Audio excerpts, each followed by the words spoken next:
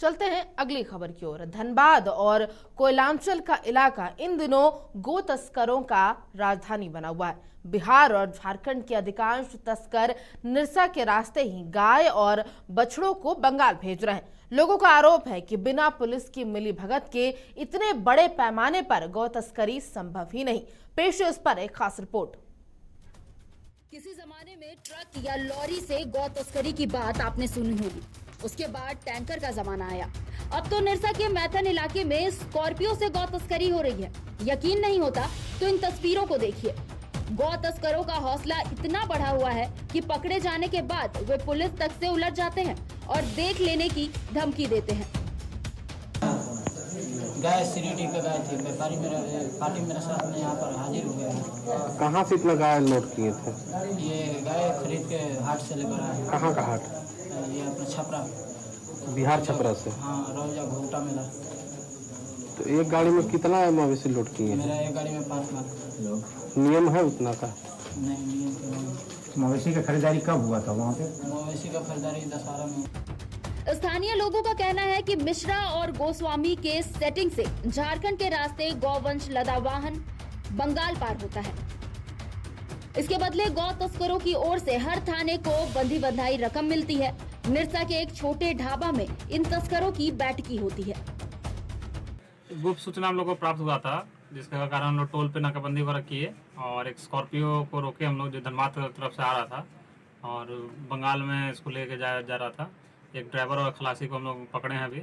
और इसमें कुल 4 मवेशी था, जिसमें से 3 मिल्क फीडिंग काव है और एक जो है वो मेल है जिसका डेथ हो गया है। इसका हम लोग चिकित्सा परीक्षण डॉक्टर को बुला के करवा रहे हैं। इसके ऊपर फिर प्राथमिकी दर्ज करके जो भी कार्रवाई होगी उससे आगे किया जाएगा। गाड़ी कितने बजे पकड़ी गई है?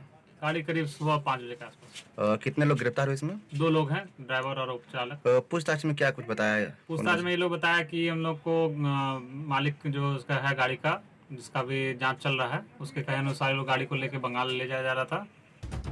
बताया जाता है कि मुगमा जीटी रोड होकर कुमार धूबी और चिरकुंडा के रास्ते गाय, बैल और बछड़ा लदे छोटे वाहनों को बराकर पुल होकर बंगाल भेजा जाता है।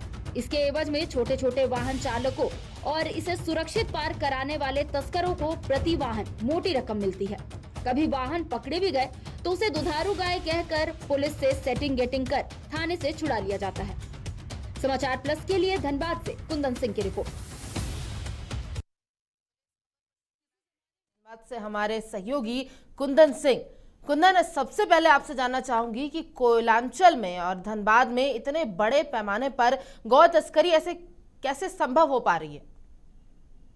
मैं आपको बता दूं कि गौ तस्करी का ये मामला कोई नया नहीं है। यहाँ पे पिछले 12 साल से चूंकि जितने भी गौ तस्कर हैं उत्तर प्रदेश से लेकर बिहार और बिहार से झारखंड होते हुए बंगाल बॉर्डर, इसी रास्ते से जो है लोगों को गुजरना पड़ता है। और यहाँ पे आपको मैं बता दूं कि कोडरमा के बाद पूरे झारखंड में जितने भी थाने हैं वहां से ये ट्रक और छोटे छोटे पिकअप वैन और स्कॉर्पियो से ये गौ तस्कर गौ को लेकर जाते हैं और ये बंगाल के बॉर्डर होते हुए बांग्लादेश भेजते हैं। इसमें कई नाम भी सामने आया है, जैसे हजारीबाग एसएसपी ने पिछले दफे जब रेड किया था तो धनबाद के जादव ग्रुप का जो है नाम आया था।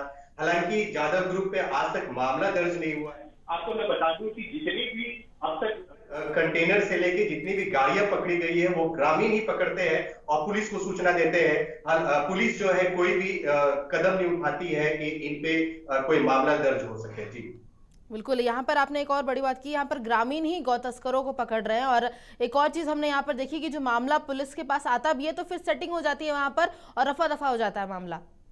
देखिए, आपको मैं बता दूं कि ऐसा नहीं है कि पुलिस काम नहीं करती। कई ऐसे थाने पिछले दिनों रांची में ही महिला थानेदार जो है जब पकड़ी थी तो इन लोग में इतनी हिम्मत बढ़ गई है क्योंकि इनको मालूम है कि हम जिसके लिए काम कर रहे हैं, ड्राइवर जो है चाहे जो लेकर जा रहे हैं, उनको मालूम है कि हम जिसके लिए काम कर रहे हैं उसकी पहुंच बहुत ऊपर तक है।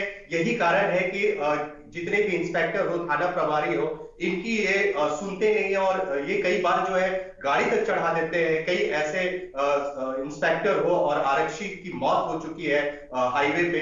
तो ये किसी की परवाह नहीं करते हैं, क्योंकि इस पहुंच जो है बहुत ऊपर तक है। आपको मैं बता दूं कि मिश्रा एंड ग्रुप जो मैथन से क्रॉस करवाते हैं, उनकी पहुंच एक समय डीजीपी तक थी। तो कहीं ना कहीं जो है थाने के भी छोटे अधिकारी जो है उनको भय रहता है, और जिस कारण जो है ये गाड़ी कभी भी बिना रोकथाम के ये पार हो जाती है बॉर्डर, और बॉर्डर से बांग्लादेश की ओर चली जाती है।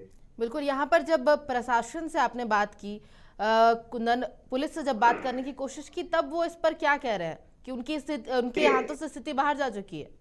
देखिए, जैसे कि मैथन प्रभारी और गोमो प्रभारी है, तो लगातार एक सप्ताह के अंदर दो बड़े जो है इस तरह का गौ तस्कर जो है 5 गाड़ियां, और मैथन में सबसे आश्चर्यजनक बात है, जिस स्कॉर्पियो में लोगों को बैठने में 5 लोगों को बैठने में तकलीफ होती है, उस स्कॉर्पियो में 7-7 गौ को लेकर चला जाना, ये बहुत जो है सवालिया निशान है। और कैसे उसमें ठेल कर उसमें जो है डाला जाता है। मैथन में जो आज से 3 दिन पहले मैथन में जो पकड़े गए गौ तस्कर, उस स्कॉर्पियो में एक स्कॉर्पियो में 7 जो है गौ रखे हुए थे। तो आप सोच सकते हैं कि किस तरह से गौ के साथ भी जो है इन लोग बेरहमी से लेकर जाते हैं। और गोमो में जो है 3 पिकअप वैन में 44 जो है गौ पकड़े गए।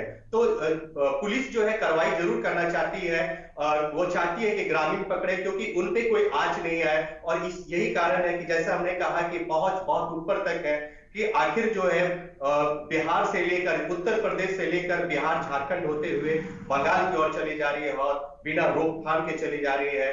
पुलिस इतने 152 चौकी और थाने पड़ते हैं इस दरमियान यूपी से बंगाल तक, और कोई भी नहीं रोक पाता है। जी बिल्कुल कुंदन, और जैसा कि आप कह रहे हैं कि एक यहाँ पर रोड मैप तैयार कर दिया गया है यूपी, बिहार और बंगाल से जो इसे जोड़ा जा रहा है, लेकिन कहीं ना कहीं ऐसा लग रहा है कि जो पुलिस है, अगर स्थानीय पुलिस भी उसे पकड़ रही है तो इंस्टेंट कोई उस पर कार्रवाई नहीं हो रही। यही कारण है कि गौ तस्कर पकड़े तो जा रहे हैं, लेकिन उसके बाद वो मामला आगे नहीं बढ़ रहा है, और ये जो गौ तस्करी का जो सिलसिला है उस पर रोक नहीं लग पा रही है।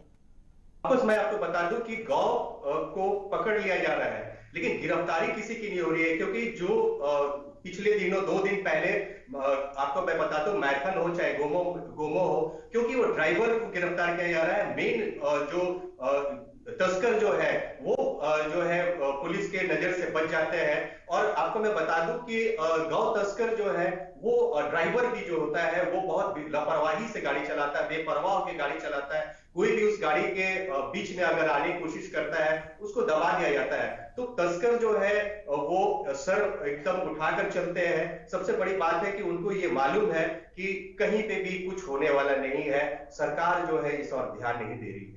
बिल्कुल कुंदन, आखिरी सवाल करें, क्योंकि यहाँ पर जो ग्रामीण हैं, जो स्थानीय लोग हैं, वो एक अहम भूमिका निभा रहे हैं। और जैसे कि आप कह रहे हैं कि जो गौ तस्करों की गाड़ी होती है वो सड़क पर देखती नहीं इंसान को, शायद रौंदते हुए चली जाए, तो यहाँ पर ग्रामीण काफी हिम्मत दिखाकर उन गौ तस्करों को पकड़ने का काम करते हैं। एकदम बिल्कुल, आपको मैं बता दूं कि पिछले 1 सप्ताह के अंदर बरही में लगभग 140 गौ तस्कर की गाड़ी को पकड़ी गई थी। और वो सारे ग्रामीण ही जो है आगे बढ़ते हैं, और ग्रामीण ही जो है रोकथाम के लिए लगातार झारखंड में जिस तरह से ग्रामीण जो है मैथन हो चाहे निरसा हो, बरवड्डा हो, तो इस तरह से ग्रामीण जो है बहुत आगे बढ़ गया। और आपको मैं बता दूं कि 1 महीना पहले एक रघुवीर मंडल जो है उन्होंने ट्वीट किया था सीएम को। उसके बाद जो है बरवड्डा में पहली बार जो है किसी तस्कर के ऊपर मामला दर्ज हुआ था।